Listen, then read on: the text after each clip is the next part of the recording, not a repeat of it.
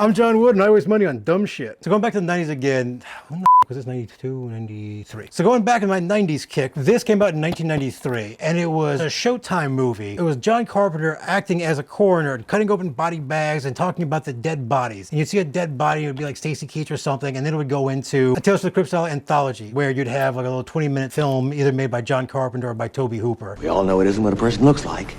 It's what's inside that counts. They were really dark, they were kind of tongue-in-cheek, but it was one of those ones that whenever it came on was a big deal. I mean, seriously, John Carpenter and Tobe Hooper teaming up to make a straight-to-cable anthology series? That's pretty incredible, and nobody talks about this anymore.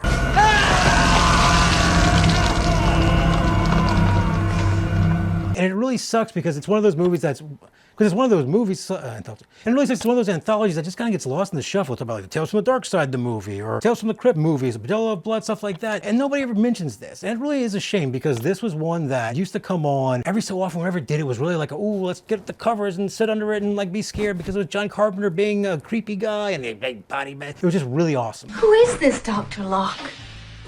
He advertises on TV. Why doesn't everybody go to him?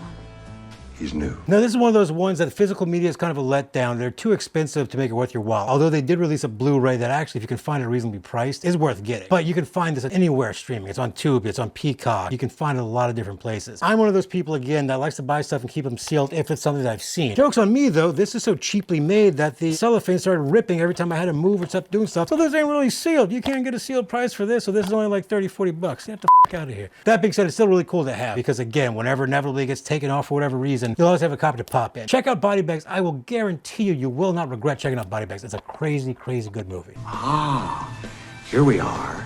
Body bags. See if it's murder or suicide or a nasty accident, they put them in these bags. This one was found on a stretch of lonely highway, miles from the nearest town on a pitch black night.